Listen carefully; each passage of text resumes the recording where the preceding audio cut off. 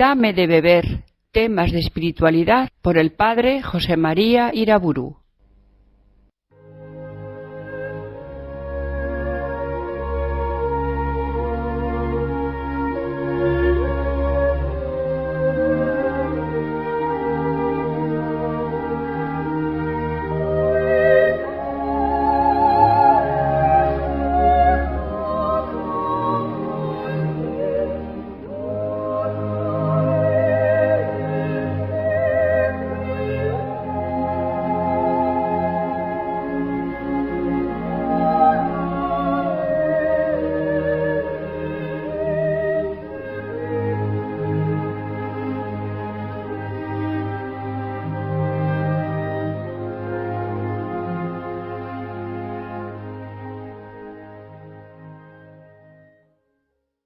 En el nombre del Padre, del Hijo y del Espíritu Santo. Ven, Espíritu Divino, entra hasta el fondo del alma, divina luz, y enriquécenos. Concede tus 7 dones, por tu bondad y tu gracia. En la anterior conferencia traté del don de temor de Dios y del don de fortaleza. Seguimos por la escala ascendente de los dones del Espíritu Santo. Hablaré ahora brevemente del don de piedad, que es un espíritu, un hábito sobrenatural, que por obra del Espíritu Santo, de un modo divino, enciende en nuestra voluntad el amor al Padre y el afecto a los hombres, especialmente a los cristianos. Es el don de piedad el tercero de los dones del Espíritu Santo.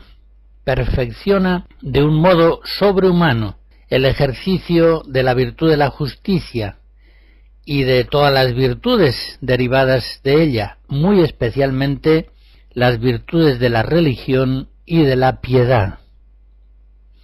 El vicio contrario al don de piedad es la dureza de corazón, que procede de un desordenado amor a sí mismo.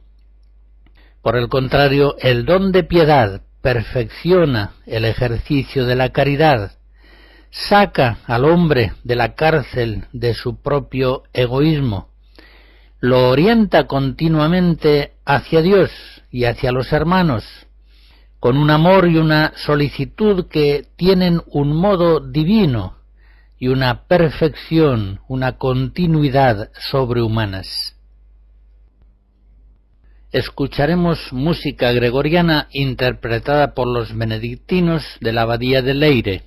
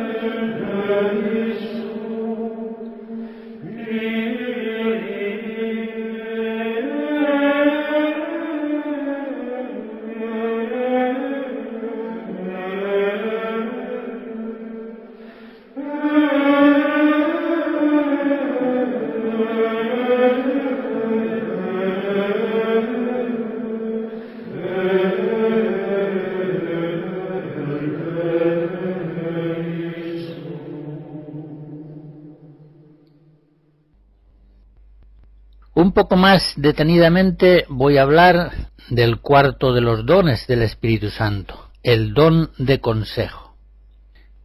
Dice el Señor por Isaías: no son mis pensamientos vuestros pensamientos, ni mis caminos son los vuestros. Capítulo 55. Es decir, la lógica del logos divino supera de tal modo la lógica prudencial del hombre que a éste muchas veces aquella le parece escándalo y locura, y solamente para el hombre iluminado por el Espíritu Santo viene a ser fuerza y sabiduría de Dios. 1 Corintios 1. Concretamente, y viniendo al centro de la cuestión, ¿quién, por muy limpio de corazón que fuese, hubiera podido estimar la cruz como un medio prudente para realizar la revelación plena del amor de Dios y para causar la total redención del hombre? ¿Quién alcanzaría a considerar actos prudentes ciertas conductas de Jesús en su ministerio público que ponían en gravísimo riesgo su propia vida? Hasta los parientes de Jesús pensaban a veces: está trastornado. Marcos 3. Realmente los pensamientos y los caminos de Dios distan de los pensamientos y caminos de los hombres como el cielo de la tierra.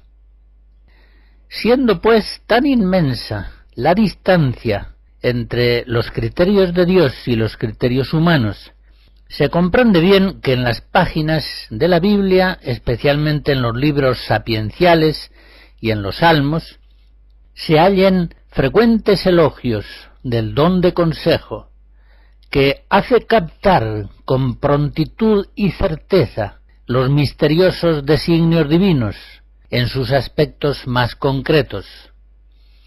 Por eso en la Escritura la fisonomía del hombre santo, grato a Dios, es la del hombre lleno de discernimiento y de prudencia, mientras que la figura del pecador es la del hombre necio e insensato. Por tanto, el buen juicio, que permite orientar la propia vida por el misterioso camino de Dios, sin desvío, sin engaño alguno, ha de ser buscado como un bien supremo. El buen consejo ha de ser pedido a Dios con humildad y perseverancia. Sólo como don de Dios será posible al hombre el discernimiento continuo de la providencia divina, minuto a minuto de sus días. Pero por otra parte, el buen consejo ha de ser buscado en la palabra divina. Lámpara es tu palabra para mis pasos, luz en mi sendero. Salmo 118. Y también ha de buscarse el buen consejo en el discernimiento de los varones prudentes. El Señor, por ejemplo, quiso mostrar su designio al apóstol Pablo por medio de Ananías, Hechos 9, y lo mismo vemos en la Escritura en tantos otros casos. Por supuesto, el buen consejo es imposible si los ojos del corazón están sucios por el pecado. Ya lo dice Jesús: si tu ojo está sano, todo tu cuerpo estará luminoso, pero si tu ojo está malo, todo tu cuerpo estará a oscuras. Mateo 6. Ha de ser, pues, el fuego del Espíritu Santo el que purifique y queme toda escoria en nuestros corazones, y el que los ilumine plenamente con la luz de los consejos divinos.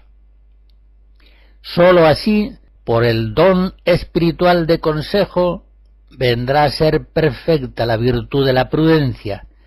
Solamente así podremos ser prudentes como serpientes y sencillos como palomas. Mateo 10. El don de consejo, ese discernimiento de espíritus, que tan importante es para la conducción de uno mismo, es también particularmente importante para el gobierno pastoral, para la educación familiar, para la dirección espiritual de otros. Y así aparece aludido muchas veces en los primeros escritos apostólicos. Leo de Filipenses 1, pido a Dios que vuestra caridad crezca más y más en conocimiento y en toda discreción, para que sepáis discernirlo mejor y seáis puros e irreprensibles en el día de Cristo. El don de consejo es un hábito sobrenatural por el que la persona, por obra del Espíritu Santo, intuye en las diversas circunstancias de la vida con prontitud y seguridad sobrehumanas aquello que es voluntad de Dios, es decir, lo que concretamente conviene hacer en orden al fin sobrenatural. Entre los vicios opuestos al don de consejo, y consiguientemente también a la virtud de la prudencia, se dan por defecto la precipitación, la prisa, la impulsividad que llevan a hacer algo sin pensarlo suficientemente, es decir, sin consultarlo suficientemente con Dios y con el prójimo. Y también la temeridad, nacida de la autosuficiencia y de la presunción.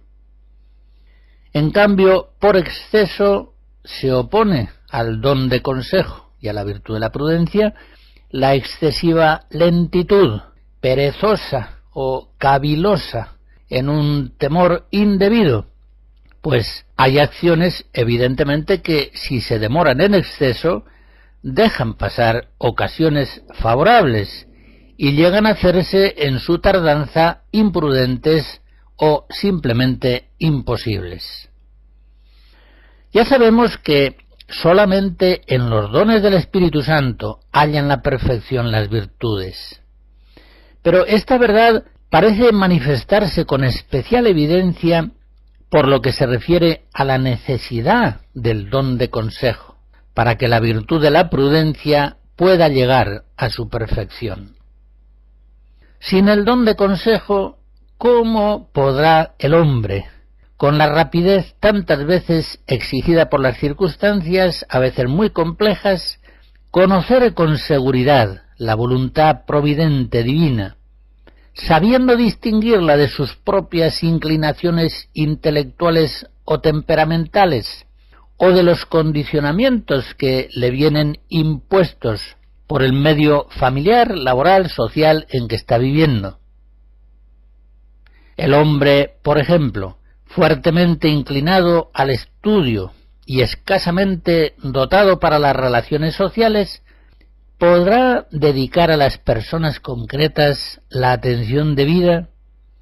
Si el Espíritu Santo no le asiste con el don de consejo para hacerle ver y para hacerle realizar la exacta voluntad de Dios, atender concretamente a sus hermanos. Y al contrario, el hombre fuertemente inclinado al trato social y escasamente afecto a la oración, al estudio, ¿podrá dedicar a la oración y al estudio lo que realmente es debido, según el plan de Dios sobre él, según la verdad de sus posibilidades personales? Si no cuenta habitualmente con la luz de discernimiento del don de consejo, no parece posible.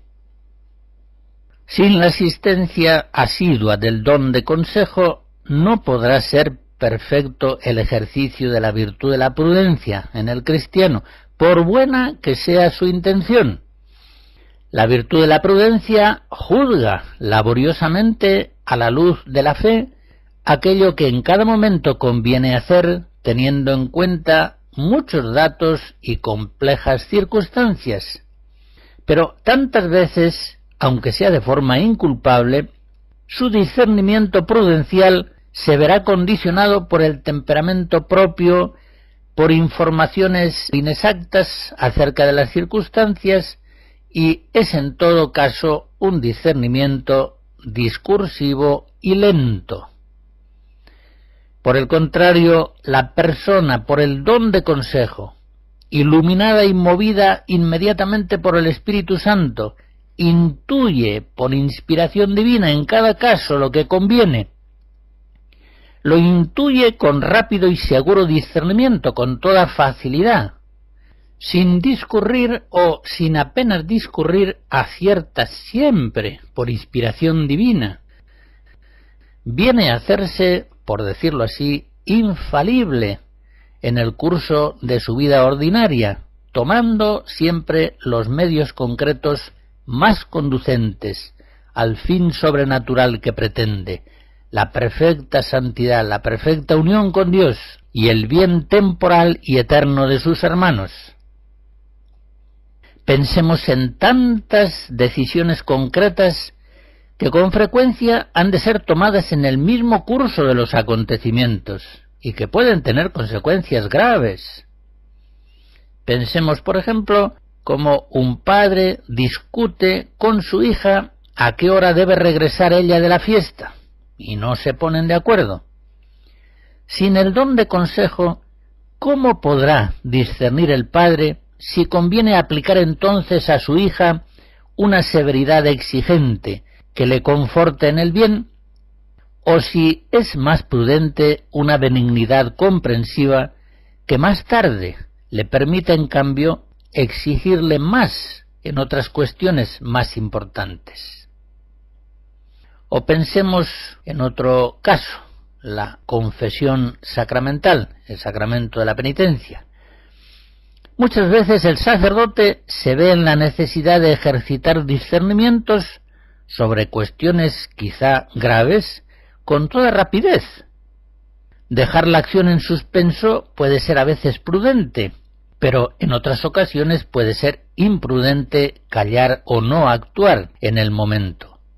Y en esos discernimientos y consejos improvisados, ¿cómo será posible neutralizar completamente las inclinaciones personales del propio carácter o del estado de ánimo circunstancial para dejar que el Espíritu Santo obre en nosotros y recibamos su acción con una docilidad fiel y perfecta?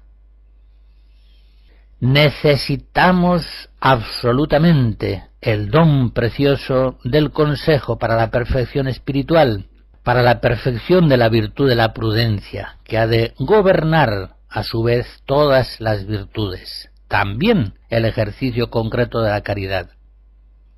Solamente así podrá el cristiano, en su propia vocación y ministerio, ser perfectamente prudente, siempre y en todo lugar. Quiero hacer notar, por otra parte, que basta con que la prudencia no sea perfecta para que la persona, por acción o por omisión, pueda causar en sí misma o en otros, aunque sea involuntariamente, males no pequeños, a veces muy grandes. Podríamos multiplicar indefinidamente los ejemplos. La imperfección de la prudencia, concretamente, aunque ésta sea virtud auténtica y genuina, puede demorar indefinidamente la decisión de un hombre profundamente tímido, por carácter, por modo de ser, llevándole así contra su voluntad a situaciones objetivamente imprudentes o injustas o contrarias a la caridad, gravemente perjudiciales para él y para los otros.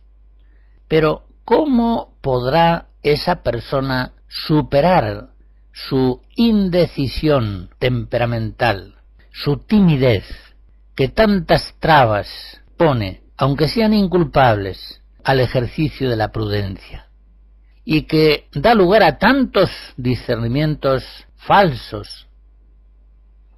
Normalmente las circunstancias de la vida y de las personas son muy complejas, y la necesidad del don de consejo resulta pues muy patente. Pero esto es así más aún cuando se dan situaciones en que el hombre vive dentro de un orden natural profundamente trastocado, e incluso dentro de una iglesia local también profundamente trastornada, en la que, por ejemplo, la inmensa mayoría de los bautizados vive habitualmente alejada de la Eucaristía. En ese lugar estarán de moda ciertos errores que pasarán por verdades. Abundan los prejuicios, humanamente insuperables a veces, contra la verdad. En ese lugar se trata con severidad a los buenos y con gran suavidad benigna a los malos. En ese lugar se respira una cultura de rebeldía, alérgica a la obediencia de las autoridades legítimas, etc. Ahí, en esa situación concreta, tan lamentable, en el orden de la sociedad civil y de la sociedad eclesial, ahí se ve claramente que sin el auxilio habitual y sobrehumano del Espíritu Santo, es decir, sin el don de consejo, es prácticamente imposible al cristiano discernir siempre y en todo lugar lo que Dios quiere, es decir, lo que conviene, si solamente cuenta con la virtud de la prudencia, ejercitada ésta discursivamente, laboriosamente, al modo humano.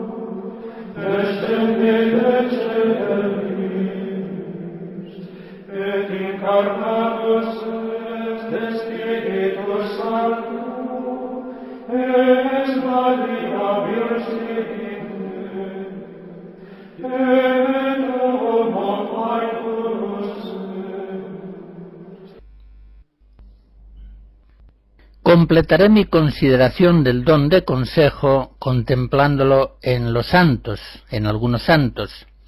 San José, en primer lugar.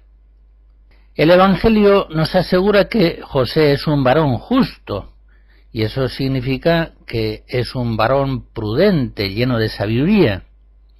Y, sin embargo, después de mucho pensar, de mucho orar, viendo a María encinta, toma la decisión de repudiarla en secreto.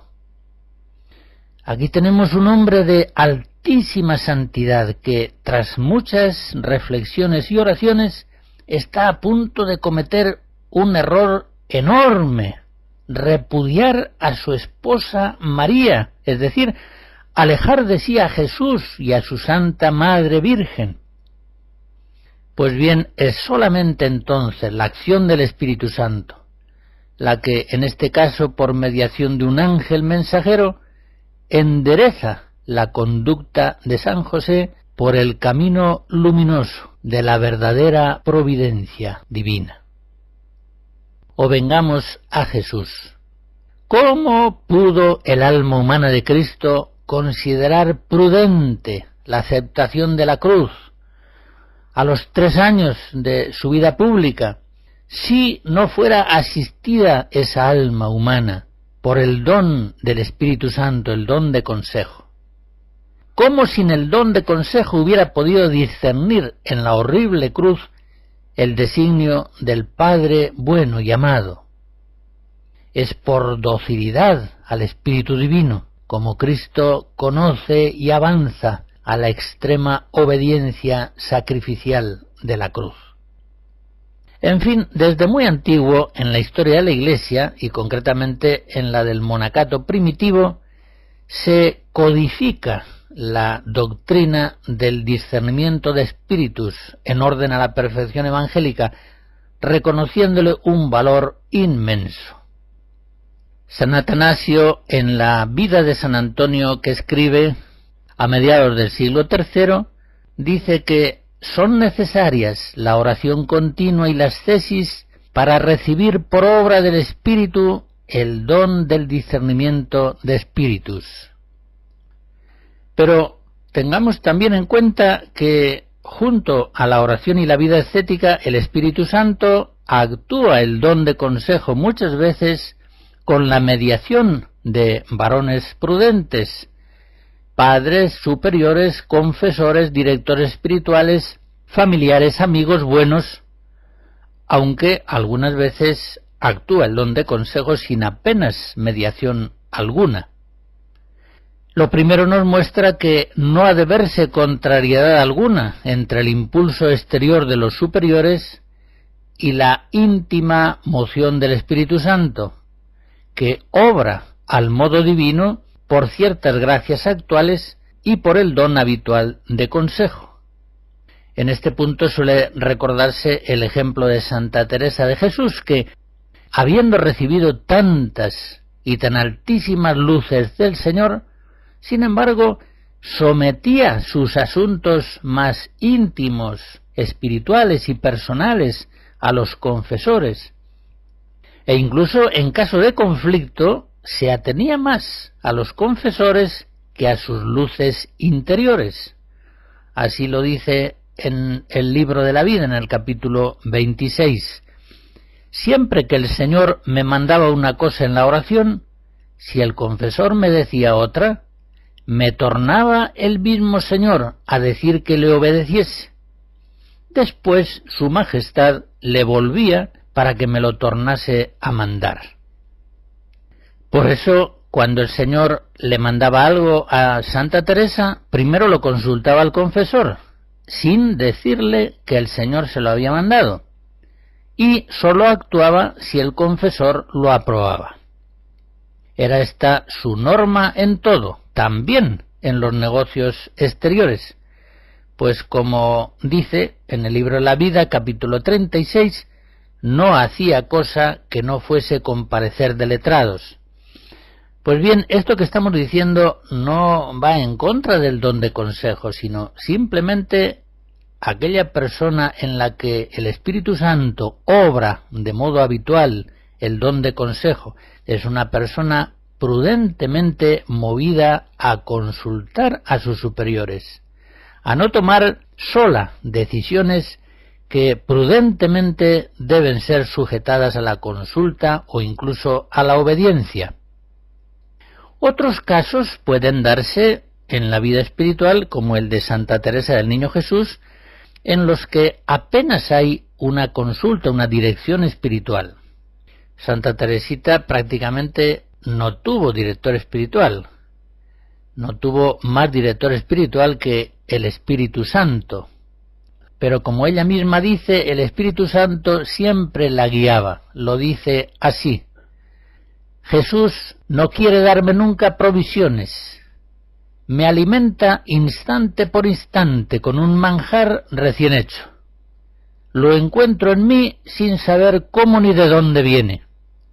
Creo sencillamente que es Jesús mismo, escondido en el fondo de mi pobrecito corazón, quien está obrando en mí, dándome a entender en cada momento lo que quiere que yo haga. Nunca le oigo hablar, pero sé que está dentro de mí. Me guía y me inspira en cada instante lo que debo decir o hacer.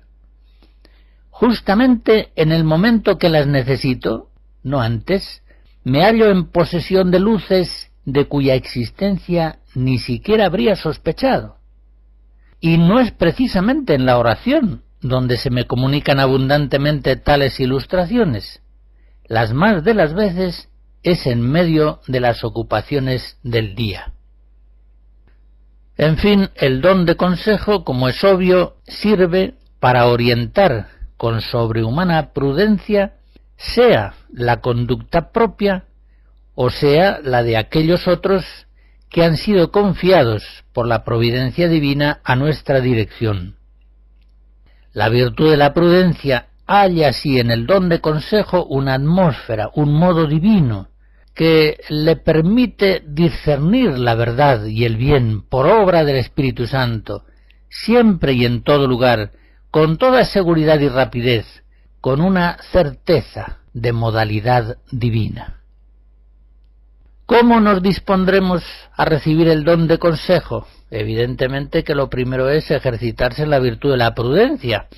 Una persona que no se ejercita en esta virtud, que obra a impulsos de su corazón, sin consultar las cosas ni con Dios ni con el prójimo, sin meditarlas previamente, este hombre imprudente, ¿cómo va a recibir el don de consejo?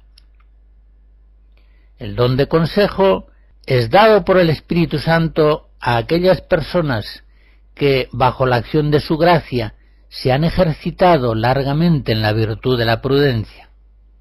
Vengamos a señalar las disposiciones principales para recibir el don de consejo. En primer lugar, como siempre lo digo, la oración suplicante. Pero concretamente, la oración continua, la oración de todas las horas. El que se acostumbra a vivir en la presencia de Dios es el único que puede pensar, discernir, hablar y obrar siempre desde Él, sean cuales fueren las circunstancias. En segundo lugar, recibimos el don de consejo cuando vivimos la abnegación cristiana, la abnegación absoluta de apegos desordenados, sean apegos desordenados que afectan al juicio, nuestro modo de pensar, nuestras costumbres, conductas, relaciones, actitudes, todos los apegos carnales, consentidos, aunque sean mínimos, oscurecen necesariamente los ojos del alma, la cierran al don de consejo. En tercer lugar, la humildad. Ella nos libra de imprudencias, prisas, miedos, temeridades. Ella es la que nos lleva a pedir consejo a Dios y a los hombres prudentes. En cuarto lugar, crece en nosotros el don de consejo cuando leemos vidas de santos. Leyéndolas llegamos a conocer, al menos de oídas y en otros, cómo se ejercita la virtud de la prudencia, cuando por obra del Espíritu Santo se ve sobrehumanamente perfeccionada por el don de consejo. Esa lectura nos facilita discernir sin dudas, sin temores, la moción del Espíritu Santo, aun cuando ella parezca a los mundanos e incluso también a nosotros escándalo y locura. En quinto lugar, la obediencia. Sin la obediencia no puede actuar el don de consejo, pues la desobediencia frena necesariamente la obra interior del Espíritu Santo. Es impensable, pues, que el Espíritu actúe normalmente el don de consejo en aquel que habitualmente, por ejemplo, no guarda las reglas a que está obligado, desoye el magisterio apostólico, menosprecia la disciplina eclesial en la liturgia o en otras cuestiones, o es una persona que actúa a escondidas de sus superiores o en contra de la voluntad de ellos. Es impensable.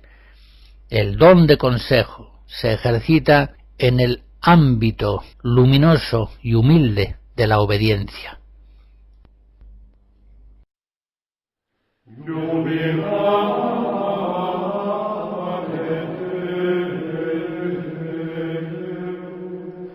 Oh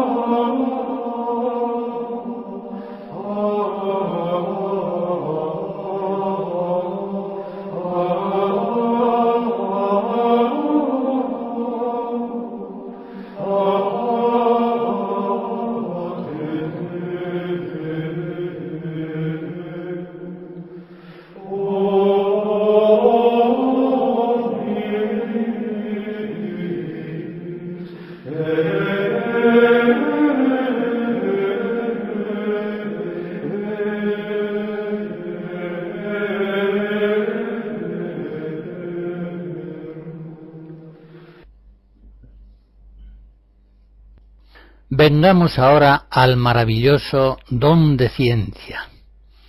Don de ciencia que en nuestro Señor Jesucristo, el Maestro, se da en una forma plena y perfecta. Jesús conoce a Dios, conoce a los hombres, no necesitaba informes de nadie, pues Él conocía al hombre por dentro. Juan 2. Conoce los sucesos futuros y los anuncia. Como primogénito de todas las criaturas, contempla al Padre presente en cada una de ellas. También el hombre nuevo, el discípulo de Cristo, iluminado por el Espíritu Santo, con el don de ciencia, conoce profundamente las realidades temporales, las ve con lucidez sobrenatural, pues las ve por los ojos de Cristo. Como dice San Pablo en 1 Corintios 2, nosotros tenemos la mente de Cristo. Por el don de ciencia, el cristiano descubre a un tiempo la hermosura del mundo visible, su dignidad majestuosa, que es reflejo de Dios y anticipo de las realidades definitivas, y al mismo tiempo descubre su vanidad, es decir, su condición creatural, transitoria, efímera y también pecadora. En esta visión que da el don de ciencia no hay ningún desprecio por las criaturas del mundo visible. Más bien podríamos hablar de un menosprecio. Es decir, ante la plenitud del ser divino, lleno de bondad, hermosura y amor, las criaturas aparecen en toda su precariedad congénita, llena de limitaciones y deficiencias. A esta luz del don de ciencia, qué ridículo resulta decir que hay que partir de la realidad, cuando esta expresión se emplea como si Dios, las Escrituras, la fe, los sacramentos fueran entidades abstractas, mientras que la verdadera realidad sería el mundo visible. Quienes así piensan son vanos, no tienen el don de ciencia, no tienen ciencia ni de Dios ni del mundo, no entienden nada. Como dice el libro de la sabiduría en el capítulo 13, son vanos por naturaleza todos los hombres que carecen del conocimiento de Dios, y que por los bienes que gozan no alcanzan a conocer al que es la fuente de ellos, y por la consideración de las obras no llegan a conocer a su artífice. Por el contrario, el don de ciencia hace que el mundo visible transparente a aquel mundo invisible, al mundo que es plenamente real, y a él quede continuamente referido. El don de ciencia, por tanto, da a sentir nuestra condición de peregrinos y forasteros en el mundo presente. 1 Pedro 2. El don de ciencia, por otra parte, descubre al cristiano la verdad del mundo, le libra así de la mentira del mundo, que no solamente envuelve y ciega a los hombres carnales, sino que incluso también engaña, en alguna medida, hasta a los hombres virtuosos. Estos, aunque sea en grados mínimos, aún están con frecuencia condicionados por la época y circunstancia en que viven.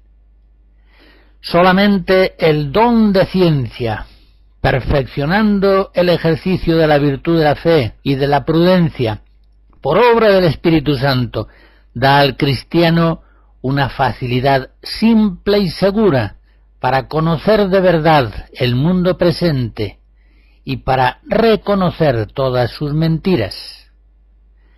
Solamente así puede el cristiano participar plenamente del señorío de Cristo sobre el mundo. Solamente así, por el don de ciencia, puede el cristiano vivir en el mundo sin ser del mundo. Ahora bien, sin esta libertad omnímoda del mundo, no puede darse en el cristiano la perfección de la santidad. El don de ciencia, por otra parte, es un don que el Espíritu Santo da especialmente a los humildes. Lo da a Jesucristo, el Hijo de Dios vivo, el Verbo encarnado. La gente se preguntaba, ¿de dónde le viene esto? ¿Y qué sabiduría es esta que se le ha comunicado? ¿No es este el carpintero? Marcos 6.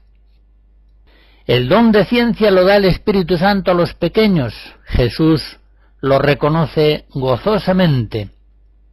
En aquella hora se sintió inundado de gozo en el Espíritu Santo y exclamó: «Yo te alabo, Padre, Señor del cielo y de la tierra, porque has ocultado estas cosas a los sabios y entendidos y las has revelado a los pequeños.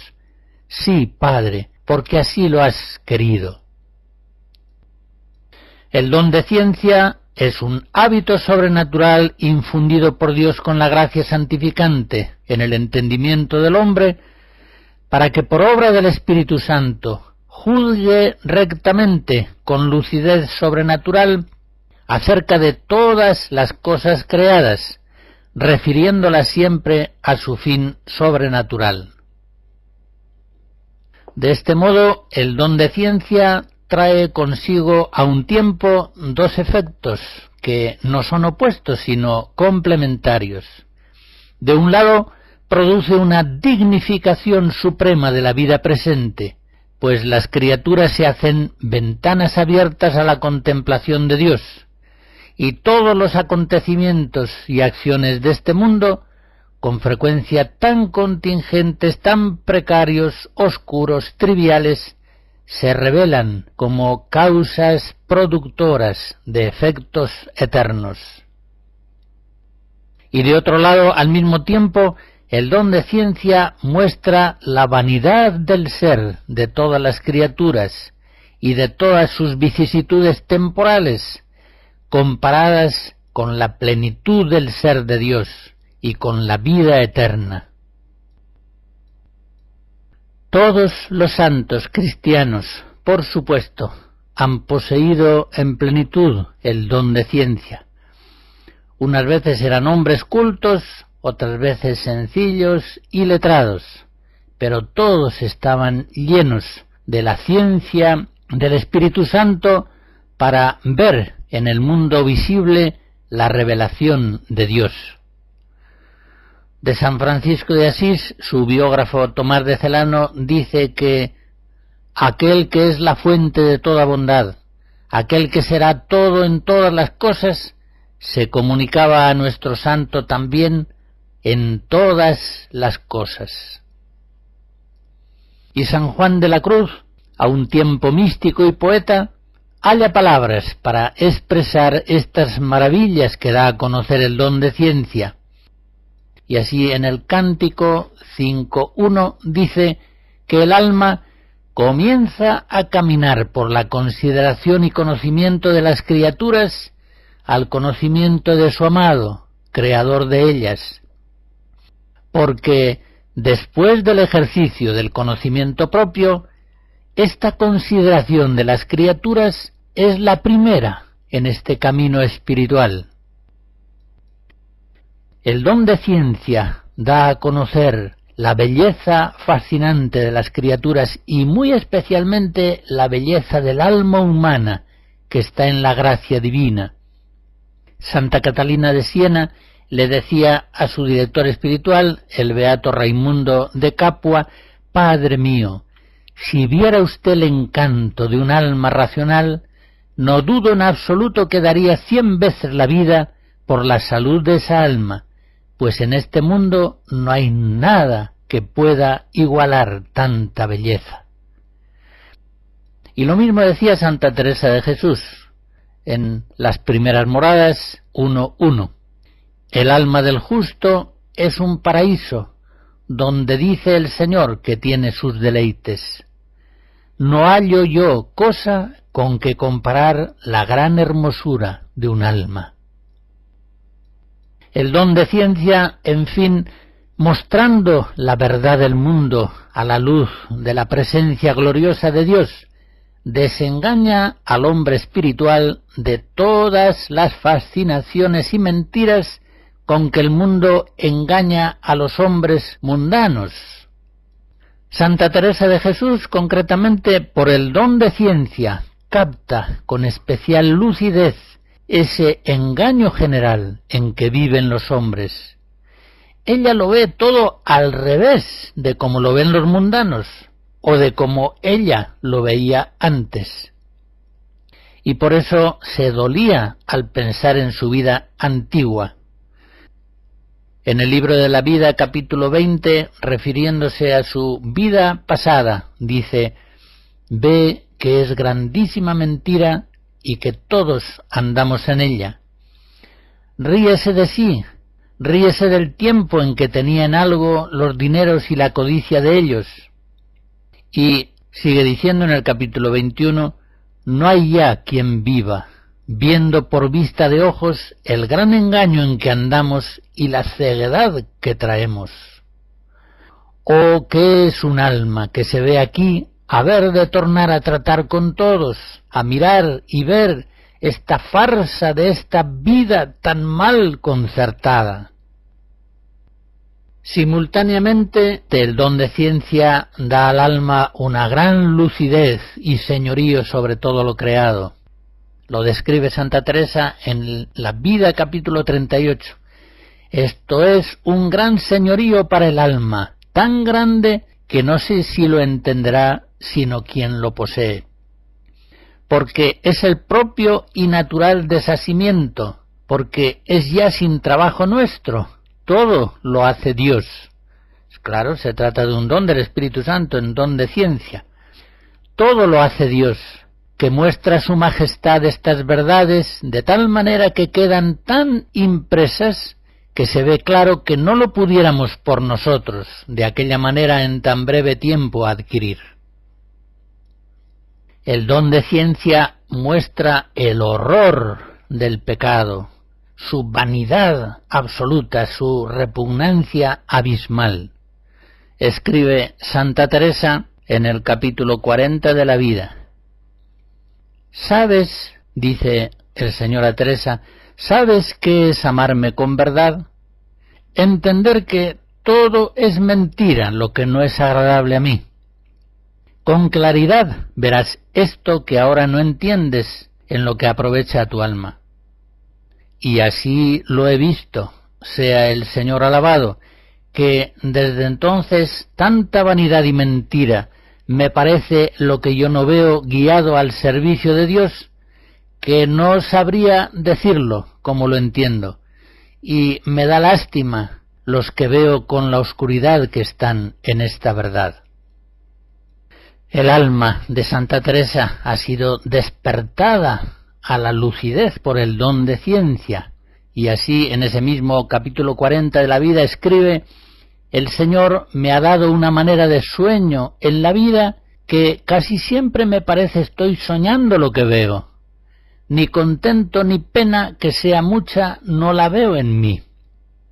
Y esto es entera verdad, que aunque después yo quiera holgarme de aquel contento o pesarme de aquella pena, no está en mi mano, sino como lo sería a una persona discreta tener pena o gloria de un sueño que soñó, porque ya mi alma la despertó el Señor de aquello que, por no estar yo mortificada ni muerta a las cosas del mundo, me había hecho sentimiento, y no quiere su majestad que se torne a cegar». Menciono brevemente las disposiciones receptivas para el don de ciencia. En primer lugar, la oración de meditación, la oración de súplica. En segundo, procurar siempre ver a Dios en la criatura, contemplar al Señor en todas las criaturas, en todos los sucesos de nuestra vida. En tercer lugar, pensar, hablar y obrar con perfecta libertad siempre respecto del mundo circundante. Salir de la cárcel del mundo en la que vivimos cautivos y encerrados. En cuarto lugar, ver en todo la mano de Dios providente, aprender a leer en el libro de la vida. En quinto lugar, guardarse siempre en la fidelidad y la humildad. El don de ciencia efectivamente es un don de Dios, pero es un don que Dios concede a los humildes, a los que recibiendo la gracia de la humildad le buscan, le aman y guardan fielmente sus mandatos. Pater noster, qui es in celis, Amen. Sanctificetur nomen tuum, Amen. Adveniat regnum tuum, Amen. Fiat voluntas tua, sicut in cielo et in terra. Amen. Panem nostrum quotidianum da nobis hodie. Amen. Et dimitte nobis debita nostra, sicut et nos dimittimus debitoribus nostris. Amen. Et ne nos inducas in tentationem. Amen. Sed libera nos a malo.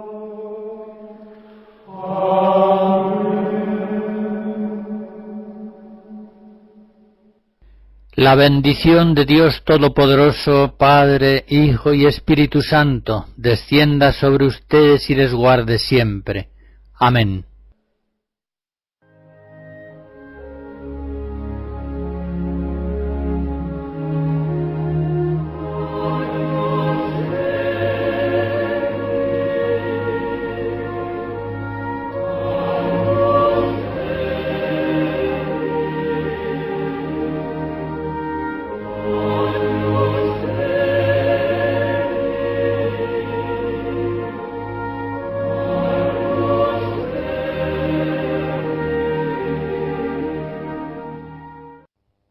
Hemos escuchado Dame de beber, temas de espiritualidad por el padre José María Iraburu.